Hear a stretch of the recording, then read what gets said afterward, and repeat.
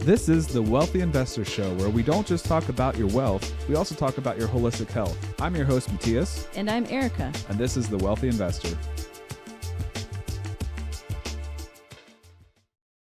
We are back with the Wealthy Investor. So this year I set quarterly goals. One of my goal for the year is to have a better relationship with you. I think we have a pretty good relationship, but it is a constant battle.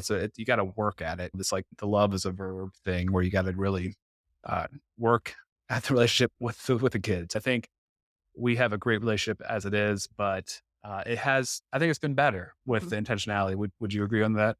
Yeah. What was your quarterly goal for how many dates we were going to go on?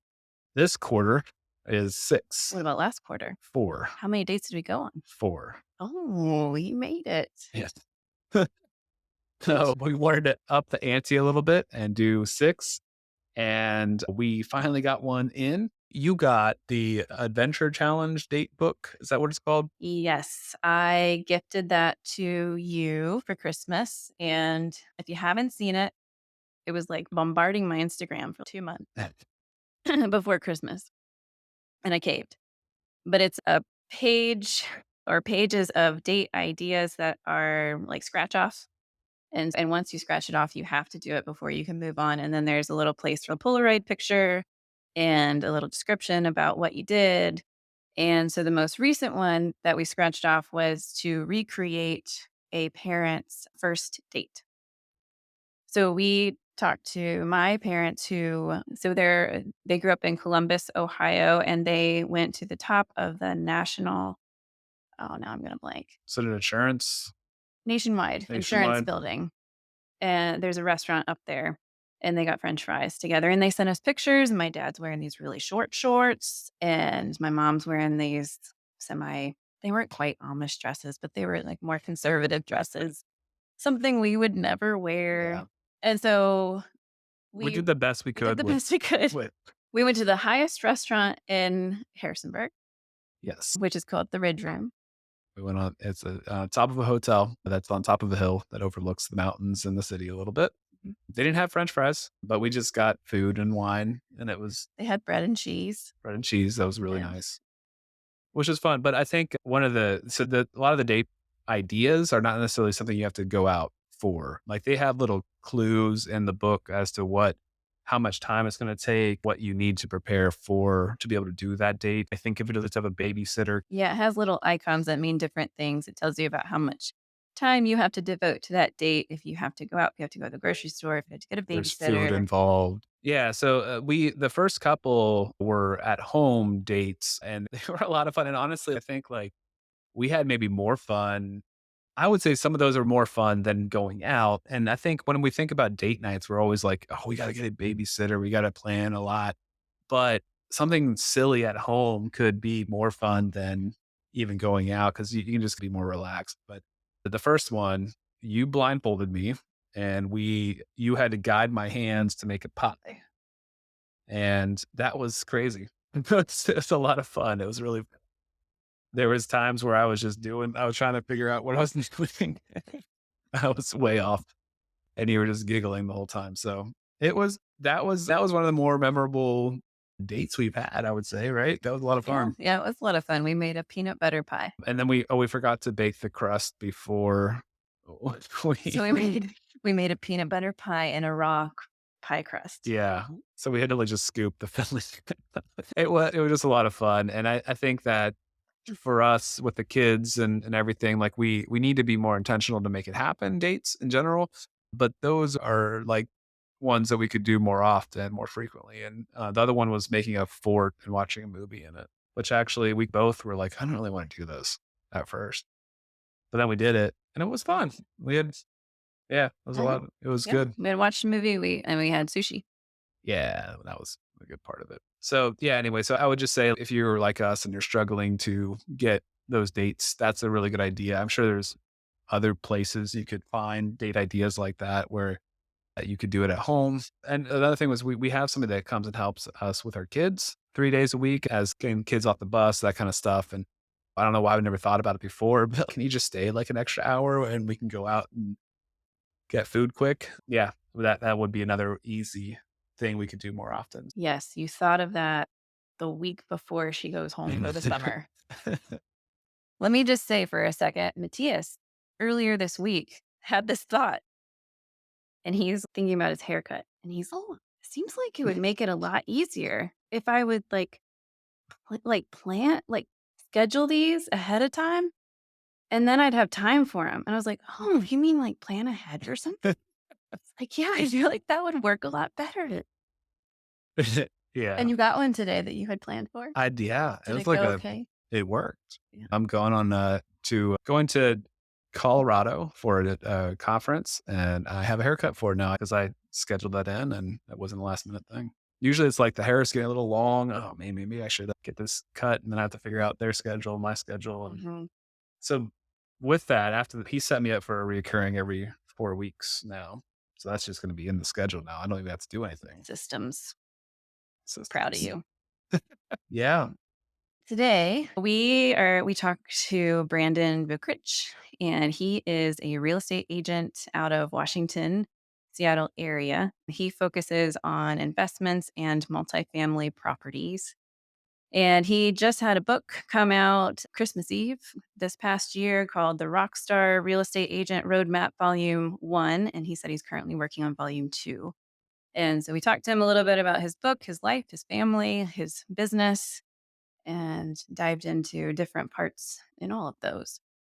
Yeah, I think whether you're a new agent or a seasoned agent, there's going to be some things that you could find helpful in his book. Definitely check it out. We'll definitely have the book linked in the show notes. Mhm. I think at least for me, what was so refreshing about him is just how down to earth and very real and honest, open and honest he was about his experience. It's definitely not someone who claims to know the answer to everything and has like a learning mindset with everything that he's done in his life. So I appreciate that. In some ways, at least for me, it can help me lean into somebody like that a little bit more than someone who promises me all the answers. Yeah. And it's not like a get rich quick book. It's a realistic book of what it is to be in the business, be a broker, be an agent, and how it's not always glamorous. You got to find balance and provide excellent service so that you can get raving fans. Yep. So enjoy. Here is Brandon. Hello, thanks, and welcome back again to the Wealthy Investor. We are here with Brandon Vukelich. Vukelich, please say it for us. Oh, that's all right. Vukelich, yep. All good. you, Brandon, you are in the Tacoma, Seattle market. We met through Bigger Pockets, and because you are an active investor, if our memory serves, you're around 30 doors. Is that correct? That's correct. Yep. And you are also a licensed active realtor, I don't like to which use that is term as much. I say real estate agent or broker. sure. Most realtors are the average people doing houses and condos and stuff like that. And I try to distance myself, even though, yes, I am a realtor. I have paid the dues. Not sure how much Sure. longer I will, but go ahead. Yeah, there's some stuff happening right Yeah. now. I don't know if anybody's paid attention to the news, but Yeah. No kidding. but yeah, you've had a lot of experience in the business from multi sides, which is awesome. I think that's more rare. Not the average agent also is an active investor like yourself. And you've gone so far as to write a book as well about the nuts and bolts of real estate. So we're really excited to have you. Welcome. Yeah. Thank you. I appreciate it. I don't do these very often. So this is a pleasure and a privilege. Oh, good. This will be fun. I actually want to start way back at the beginning, probably. I read your book and it was released, I saw on Christmas Eve this last year, It was. right? Yep. Was that intentional? No, the deadline I put on myself with my assistant, Rebecca, who helped me, was New Year's Eve. I had to get it off my plate. I'd been working on it for a few months and the Yeah. clock was ticking and I just needed to get it done. And that's just how it came out. Yeah. That must have been a bit of relief then. You could spend Christmas Day without that hanging over your head. Yes. One thing off my to-do list for sure. Yeah. Yes. So it's called the Rockstar Real Estate Agent Roadmap. Volume one, And because I'm planning a volume volume one. two. Okay. Perfect. Do you have a date for that coming out? I'd say mid 2025 if I'm lucky. Okay. Yeah. Okay. Yeah, the book itself is very well written. It's an easy read. And I told Matthias it's a book that I wish he would have had when he first started because a lot of the way you talk about the real estate business is it's so realistic and down to earth, and it's not the you're going to make millions talk. It's more about here's what you can expect and here's how to do it and enjoy your life at the same time and have a balance it with your family. But then also you go through very specific step by step how to do each part of the process too. Mhm. And if I heard you correctly, a big focus for you is aligning your values and your goals with how you run your business so that way it can be fulfilling and satisfying as Yes. well. And you had talked about donating to like charities or organizations that you also believe in. You're not just doing it to do it. It's something Mhm. that that's something that speaks to you. And so anyway, it's a really good book and I would recommend it to anybody who's Thank you. starting out or needing just like That's encouraging for me to hear you say it because that was the intent of the book. It wasn't another how to make six figures in real estate. It was just like, this is how to be professional. This is how to be competent, how to set expectations with yourself, with your friends and family if you're going to get into the business. yeah. And you organize the table of contents in such a way that if you needed to look at just a very specific part of a process, you could go to that very easily. And then you would outline it real nicely too. So anyway, I really enjoyed it. I'm not even a real estate agent, but Thank you. Maybe you convinced her to start. Yeah. It's a great time to get into business. Even if you are an experienced agent, I need to actually read it, but I think it's always good to have reminders, and I think it's always fun to hear how other people are doing it or how they have. There could be one nugget that you do differently than I do that I think you can glean off of, and so It's I look forward to reading it. always, I don't think I'm God's gift to real estate and know everything about being an agent by any means. I just, it was just frustrating over the years of being in the business, seeing every week such incompetence and unprofessionalism is driving me nuts. And you don't need a background in sales or business or marketing or customer service or anything to be a licensed broker in Washington. I'm sure the same is pretty much around the country. And Yeah. it's just unbelievable how some people are still in the business. But I just hope that someone, like you said, Matthias, just somebody gets a good nugget or two out of it. That was my goal, right? And that's what I try to get out of books is a good nugget or two and apply it to my business. yeah. I want to start at the very beginning. You mentioned this, I think it was maybe in the introduction to your book or maybe even before, but you originally wanted to be a stockbroker. I did. And then you went on a trip to Mexico and that changed. Yep. Because So you funny how life just ends up, right? I definitely wanted to be a stockbroker. Wall Street was my favorite movie in high school. And I love stocks and I love the investing part of it and all of it.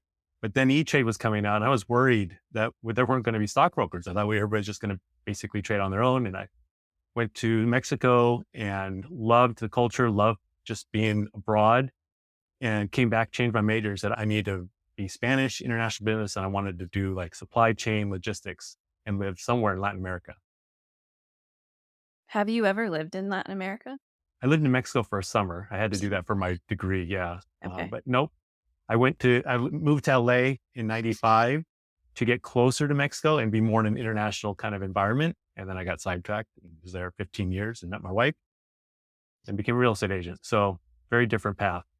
Yeah. And from what I remember, your wife, Jamie, Correct. Yep. you moved to Washington to take over. I think it was you took over like a property management property, right? For that was in the family. No, we had a family property. It was a 5 unit. My brother and I both at one point decided that we wanted to move back to Washington. He was in LA too, doing a transportation business for like limousines and chauffeur transportation. He'd Okay. sold it at the right time, did really well. And we both wanted to own more rentals in Washington. And so we hired a business broker to find us a PM business to buy, property management business to buy. So we found one that had about 92 doors under management. And my brother started first. He went up there to Washington first, got ahead of me and took it over, did it. And he was about into it 6 months and says, I hate this business. I'm selling. You're going to take this over. This is not what I expected. And so our stepsister and I decided to buy him out and take it over. And that was in 2010. And when I took it over from my brother, he had grown it really quickly to 120 doors. And then after about 5 years myself, I just got tired of being crapped on week after week by tenants and landlords. And it broke my heart because it's a great business model. I love the property management business model. Plan to do it till the day I retired and just add more doors for myself and grow it. I got up to about 300 doors when I ended up selling. My stepsister bought me out and I went full commission brokerage at that time. That was about 2015 or so. Okay. And yeah, so I'm self-taught broker. I just dove into this and started doing some deals. People would say, "Hey, aren't you licensed? Can we buy a house or sell my house?" I'm like, "Sure, I'll do it." And then I started to love the transactions. I love getting out to neighborhoods that even growing up here, never explored. And every property is different. And I really love it. Yeah, there seemed to be a number of times where you started in like one angle of the business and then something happened, either somebody Yep, transitioned to something different or moved on and then you had to pivot again. And you seem to be very good at taking those as opportunities to try something new or different or dive into absolutely. something I that have you a little bit of a gypsy attitude. I don't think I can do the same thing. Oh, and definitely for 30 years. You hear somebody working for Boeing for 30 years. That's not my personality. I've had other businesses in LA. I'm a serial entrepreneur. But yeah, I try to see where I can pivot and not be just a regular, like you say, like a realtor. So when I left the XP, I left to go to a small boutique business that focused on investors and trying to get their brokers to be investors themselves. And it was just a great pivot Oh, because cool. investors trade not every 7 or 10 years like a home buyer or seller, right? They buy one and they're ready to go as soon as they can again. So they're doing deals every 2 years or 3 years versus you sell somebody a home, you're not going to, it's unlikely you're going to help them in the next 7 to 10 years at the earliest. So is that kind of your niche at the moment for in the sales world is helping other investors? Yes. My specialty is 2 to 20 unit multifamily Okay. and getting investors. I have specific clients. I have house hackers, young couples that don't want to buy a Yeah. house. They want to get a house with a dadu or ADU or maybe a duplex. And that's brilliant. I wish I would have done that when I was Yeah, in my early same. 20s. And then the other side is helping smaller investors either get their foot in the door in their first multifamily or do 1031 and scale out of their single family rental into a duplex or a Mhm. fourplex. I've got one recent client who sold a condo and he bought a fourplex. Right now I've got a contract under contract, another individual that sold his single family on the east side in Bellevue, and we're under contract for an 8 unit. So these are all clients that are ready to just get out of that single family Yeah. investor mindset and scale up. And so that's my specialty. And I walk the talk because I like boring and conservative multifamily long-term buy and hold. And that's what I own mostly. I do have some short-term rental in land and other things, but multifamily is my specialty. And I try to walk the talk and just be more of a consultant or advisor for people, not a salesperson. Sure. That's really Yeah. helped. That's my mindset as well. It's helping them understand what they're getting and yeah, advise them to make the decision themselves. Not, I think you can read the old sales books like Zig Ziglar and that kind of stuff, and like the pressure sales that people used to do. I think is just off putting now. I hate that kind of thing. But Yeah. I don't cold call. I don't do open yeah, houses. I don't do any of the regular real estate agent stuff at all. yeah. Hey, I gotta let me pivot real Sure. quick if you don't mind. I have a question for you because you were into stocks at the beginning. I'm curious. I think a lot of real estate investors are like 100% real estate and have no stocks. They have no like retirement accounts, that kind of stuff. Where do you have a mix of asset classes now, or are you full into the real estate world? Have Uh, abandoned your stock passions of yesteryear? I would love to invest as like a side hobby with disposable income I'm not too worried about just for the hobby of it. But I have very little. I have a couple Roth IRAs for my wife, and Yeah. I don't put hardly any into mine. I put all into my wife to protect her a little bit more in case anything happens. But no, I don't even own any stocks. I have a little bit of Amazon and Google for my kids just for them to watch eventually. They're in high school. Yeah. But I am all in the taste. And I'll Yeah. tell you why. And it's not because I'm biased in real estate. I've had stocks go to zero. I've never, ever gonna have my real estate go to zero. It can burn down. I'll still have the land. I have insurance. I don't need to watch it every week, every month, every quarter. I sleep very well at night with that type of investment asset class versus stocks. I'm like, oh my gosh. And if you buy Microsoft stock, I could go buy Windows every day for the year. And I'm not going to affect the stock price. All you do is you buy it, and you hold it, and you pray that it goes up.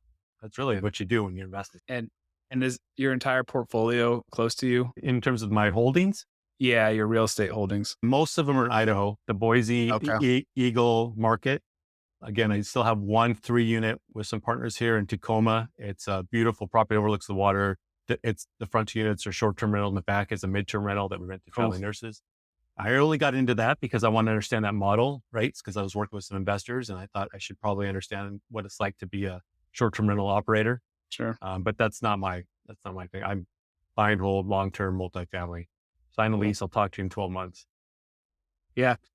So that's awesome. I think it's interesting because I've explored some options as far as doing a backdoor Roth. And if you can get really good write offs in 1 year, like if you got into some accelerated depreciation to offset the taxes you would pay on the backdoor Roth, to then do a self directed Roth IRA to invest into real estate as well. I've had some schemes in the back of my head of considerations, but we do hold some. That's not a huge part of our portfolio, but we do hold just index 500 kind of Right. stuff. Yeah. Russell 3000s and things like that instead of, yeah, I can't say I would understand Microsoft, for example, as a business anywhere as well as the multifamily I own or the townhouse. I can understand that way better, the market, everything, the ins and outs. And so it A, feels like a more secure investment for me as well. a good book that got my mind to change out of that is called Killing Sacred Cows. I read that, I don't remember how many years ago, well over a decade. And it's about, yeah, you get all these the savings or investments built up, but then what? Then you retire and you drain on those or they go down Yeah. versus you get a rental properties that you peel off cash flow every month. And that's what you live on, not depleting these investments that go down to zero eventually. Yeah, I agree completely. And you can use it now. You don't have to wait until you're 65, right? That's exact. Mhm. Yeah. You had mentioned your kids are in high school. And then, so in my head, I'm doing the math backwards a little bit. When they were young, or when you and your wife started having kids, that was a little bit before you would have started your brokerage, or before you got your brokerage license, right? My daughter was born in 2007. I got licensed in 2010. Okay. So yeah. What were the conversations like with Jamie moving to Washington and starting a family, and going through? Oh, that was a tough time. So 2007, real quick, just I was working for waste management, growing a competitor to Pods, portable storage business. Oh, cool. And it was tanking quickly because of the economy. And Mhm. at this time, this is when my brother and I were looking for a PM business. So I was already going to make the shift. I convinced her, like, this is what's best. We can't live in LA. This is not the place to raise a family. In my opinion, I want my kids to experience what I experienced growing up, camping, fishing, all the outdoor stuff. We thought it would be a better cost of living, but it's really not that much cheaper than LA here now.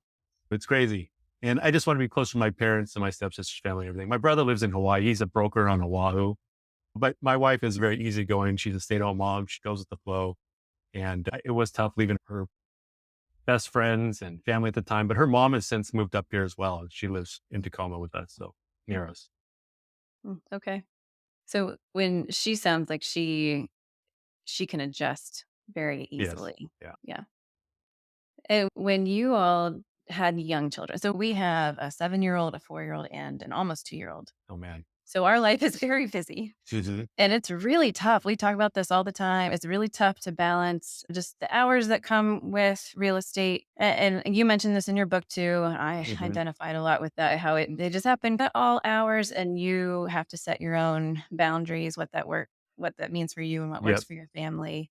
I'm curious how you and Jamie figured that out.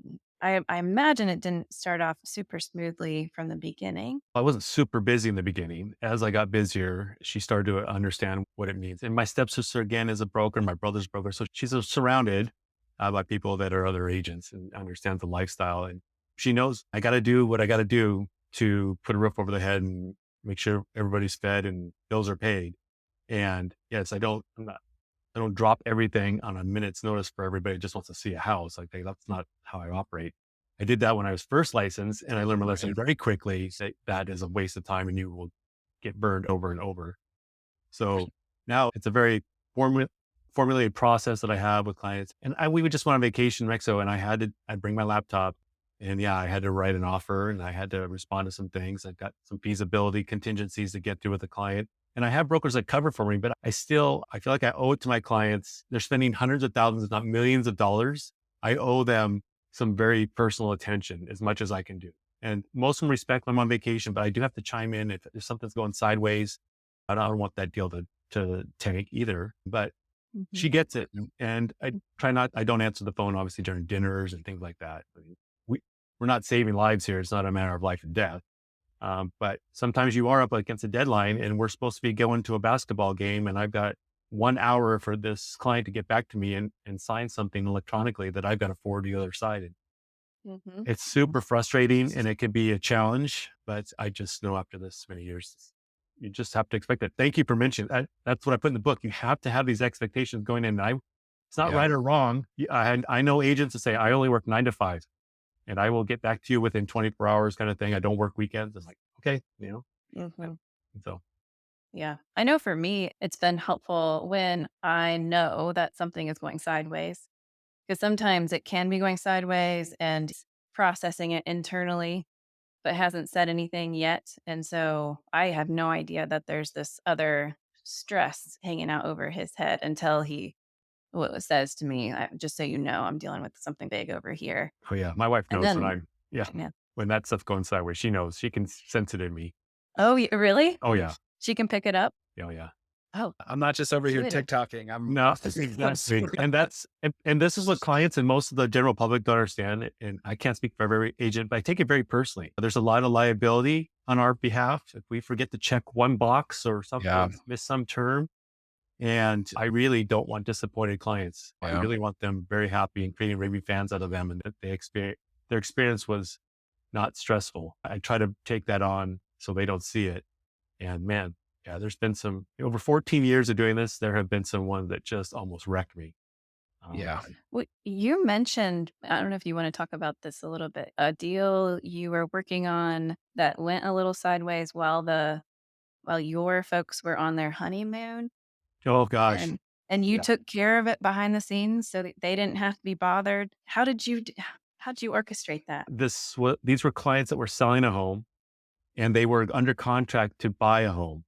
And this was a very hot market. So we were fortunate to be under contract on this other home that they were buying. So I don't know why they planned their wedding and honeymoon right at the same time. Give me a break. So they were on their honeymoon, and the buyer of their home was starting to get cold feet over the most ridiculous thing ever, a hot water heater that he thought was too old, Oh and my he thought goodness. that the square footage was not accurate in the public record. He's bringing this up after we're supposed to close.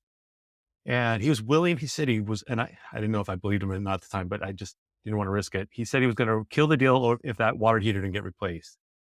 And so called the plumber, got him out there. $1,600 later, I paid for it out of pocket. I just went off, got it done.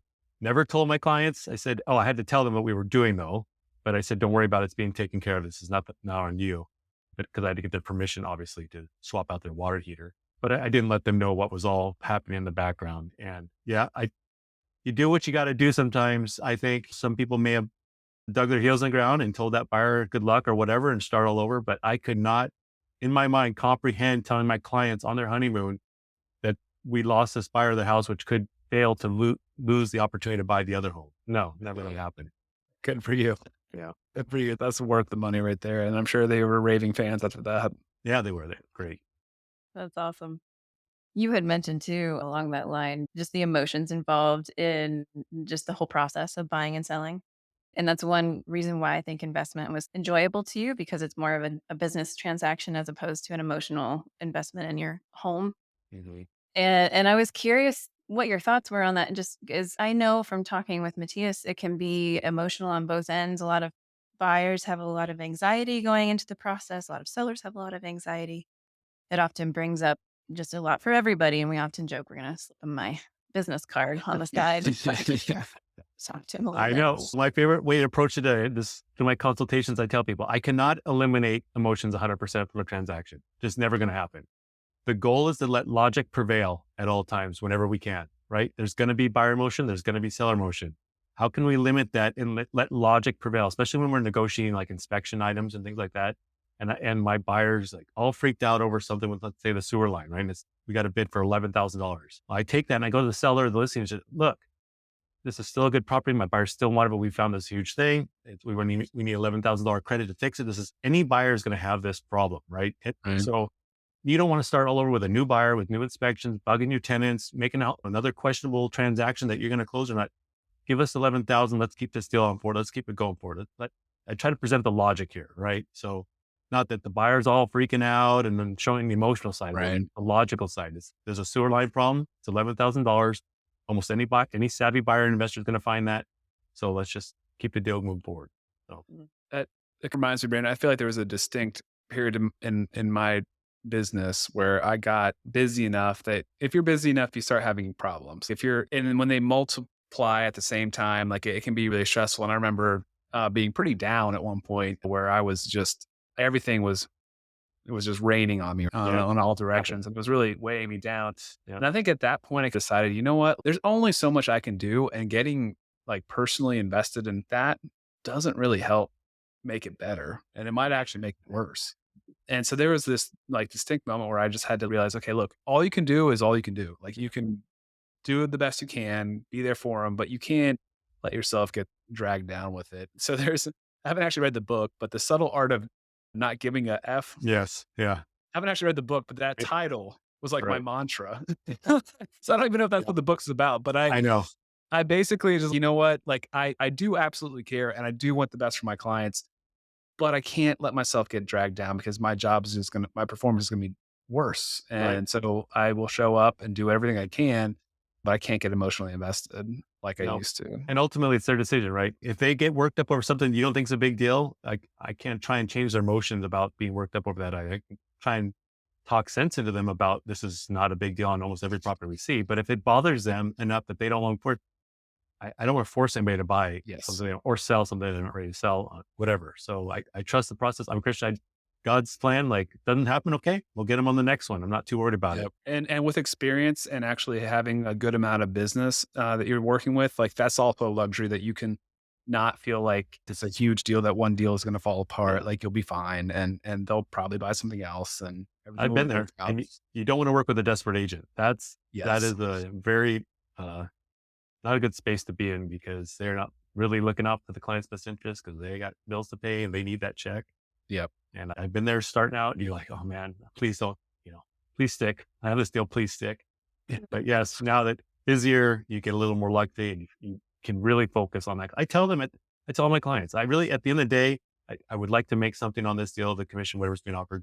But if I make nothing and I create a raving fan out of you, I'm not so short sighted that it has to be this income on Yeah. this deal. I need a funnel to be filled for the next 10, 12 years or so of my career. And the more raving fans I create, the more referrals you get and everything just expands from there. So Absolutely. Mhm. That's a good reminder too that as agents, you serve as this emotional anchor for your clients who you're working with too, because they're likely feeding off of you. And if you're anxious and upset about something, then that might tell them that they also need to feel that way too. totally agree. Yeah. Point. I wanted to ask you too, you led into this just a second ago, but you had said something in your book about, I wish I had written down this quote, but it was something about organizing your business so that you can be consistently on cloud 9 more often than not. And Okay. it was you do you remember this? A little bit. You were talking about, how the business it can feel so bipolar sometimes, and there can be dry spots, and then there can be very lucrative spots. And just to keep your site set more on this consistent lifestyle pattern and business model so that you can consistently enjoy it, I think is what you were saying, but you can Yes. Understand that there will be highs and lows. I think even productive big teams have highs and lows for sure. Right. So Absolutely. in my assistant, Rebecca's awesome. She ebbs and flows with my bipolar personality as business ebbs and flows a little bit. And you just have to trust that the things that you're working on, the systems you're putting in place are going to be fruitful in the end. And if they don't work, you're always implementing new things to try. I hired a new coaching program this summer or this year in January, just to try something new to add to the marketing. And if it doesn't work, maybe got us some new nuggets to try at least. But I'm always trying to pivot and do new things. Not huge on paying for leads like on Zillow or any of those other things. Right. I do pay for leads on Bigger Pockets, and that's a big source of my business. But also being in the business 14 years, that my sphere is now to the point where it's churning. People that I helped years ago are now selling or whatever like that, or their kids are buying now or whatever. oh, their kids are buying now. Wow. Yeah. Yeah. I'm old.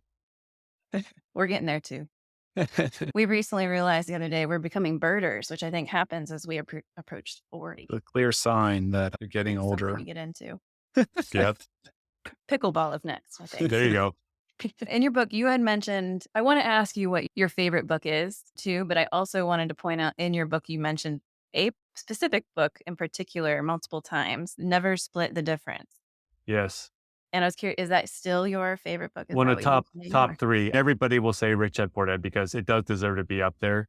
But when I there's been a few books that I've really just absolutely changed my mindset on things. And Miracle Morning for its own reasons, but Mhm. Mhm. business wise, Never Split the Difference. Chris Voss, the nuggets I got out of that instantly changed the way I did business and saved clients thousands of dollars. That month I was reading that book, I implemented something that helped a buyer save, I want to say $11,000, $12,000 because we didn't meet in the middle like a lot of agents and people do. Just meet in the middle. You asked for 10. Well, I'll counter at 5. Okay, let's accept the 5. No, we asked for 10. We're sticking with 10. And they come back and not for 5. You're like, okay, maybe 9, but you don't just jump to the middle. And that book was just absolute gold. The one that stuck out to me was how he says, is a win always good? If I want to wear black shoes and my wife wants me to wear brown shoes, so I put one of each on, now I look like an idiot when I go out. I'm like, that is a perfect analogy where a win doesn't work. That's great. And for those that haven't read it, it's a hostage negotiator. Chris Voss, he's an ex FBI hostage negotiator. He does coaching classes now too, and he's a big business consultant. But yeah, it's just got a lot of great stories in there that are holy cow. Like, can't even imagine what he was to talk about stress, Right. kind of to navigate and negotiate. And all of them went well, but boy, just really applicable to business. I think about negotiate for buying a car now, or even with my kids, ways to negotiate. It's such a good book. Man, so much psychology in it. It is, yeah. I want to read that. I have not read it yet, but after hearing you describe it, I'd like to. What about just a lesson? You have had many lessons that you've talked about already today, but any in particular that you throw out there for anybody in the business, or even I would say partners of people in the business that you'd offer out? So if you're asking for like lessons I've learned, or Yeah. I'd say just taking action is going to get you massive education. Too many people, you've heard it before, analysis paralysis. Yeah. So they sit around waiting for that unicorn deal that doesn't exist because they don't want to make a mistake. I've made horrible mistakes in real estate. The worst one cost me $1 million. And yeah, ouch is right. But I'm not ashamed of those. I made the best decisions I thought I was making at the time. It's easy when you're hindsight, but at least I took action. Another one was my buddy and I, we bought some new construction speculation in Vegas. This is 2004, 2005. And we were using a realtor who was not an investor. And we got our butts handed to us for sure when the market crapped out and those houses were done and built. It was just a very terrible strategy, but I took action. Something I learned. I never learned any of that in the 4 years of business school, right? That was real life application that I got. So I agree with that completely. I think like usually real estate investing is not a zero sum game. Normally you might lose some of it, but you're not going to lose all of it. And people often treat it like you're investing $200,000 and you're going to lose $200,000 if it goes wrong, but usually it's not that bad. But certainly the lessons learned, even if it does go awry, like you're talking about, is so valuable because yeah, you're going to make better decisions in the future or yep. And learn I something. hope to share with other people so they don't make those mistakes. Right now, I hopefully have saved some client tens of thousands of or hundreds of thousands of dollars by letting them know don't go down that route because I've been there. So. Yeah. Is that something that you have also taught your children?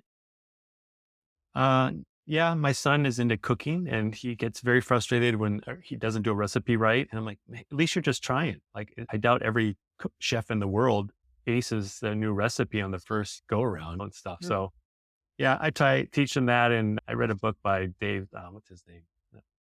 Drawing a total blank.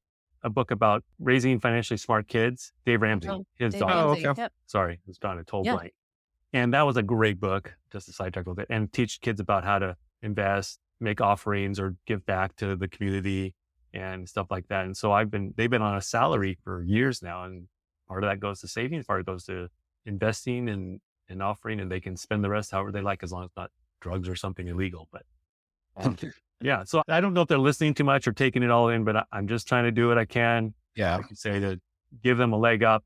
So Is that smart money, smart kids, maybe? no, Something like that? it's raising financially smart kids or something like that. Oh, okay.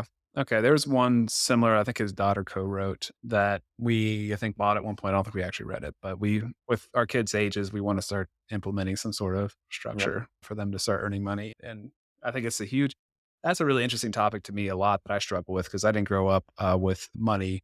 And I think raising kids that are, going to have maybe some more opportunities than I would have financially, potentially, but certainly don't want them to take that for granted. Do not want them to work really hard at whatever they do. Cooking is an awesome thing. And when you were talking about that, it reminded me of Arnold Schwarzenegger's 10,000 reps, right? And that's one of the things I've thought in the back of my head with a lot of things that I take on is if you wait until you can't wait until you've got the 10,000 reps to start, right? You Right. got to just start Yeah. and you got to start chipping away at those and you'll get better and better. It is interesting. They have a bit of a different mindset than I did as a kid. Like our 7-year-old daughter the other day, she told us that she was going to start saving for a house, Awesome. which I don't think I ever would have thought I could even buy a house when I Yeah. was her I age. didn't I know. didn't know that was Amazing. even a possibility. And so it's fun to see. But I like the take action mindset too. We're trying that. This is a little bit of a different vein, but we're trying that a little bit with her with gymnastics because she loves gymnastics. She's so good at it, but she has a lot of social anxiety being Mm, in a gymnastics class. yeah. And so instead of just keeping her out of that, we signed her up for taking her, but we told her she can choose whether she participates or not. That can be when she's ready, she can do that. But at least let's just get you in the room Good. and Yep. and then we'll see where we go from there. Yep. And kids they want to be experts right away from day one. And like you talk about, Yeah. it's all about practice and taking action. You're not going to be great at guitar or anything else or basketball just because you started. It takes time. So Yeah. same with investing, takes time. You're not going to make millions overnight in real estate. Right. Usually, it is a slow game. Yes. Lots of patience. And house hacking is such a great strategy for people getting started. It's getting a equity line of credit on that property while you're in it, doing it again on another one to get a duplex, quad, or whatever. That's just, yeah, perfect way to start. I love that you're doing that. Mhm. Encouraging for people to do that. Yeah. Brandon, thank you so much for Sure. joining us today. It was really fun to talk to you, walk through your book a little bit. Yeah, I appreciate you mentioning it. I'll look forward to volume 2. We focus on investor-friendly agents. Oh, you can Oh, do there you that. go. Yeah, Yeah. perfect. We'll have to have you back and talk about that one when it's out. Sounds good. Thank Yeah, you, guys. absolutely. Yep. Thanks for listening to the Wealthy Investor Podcast, where we talk about wealth and holistic health. If you enjoy our content, subscribe wherever you get your podcasts to hear new episodes every Thursday. If you really like our content, you can follow us on social media at The Wealthy Investor, wealthy spelled Wellthy.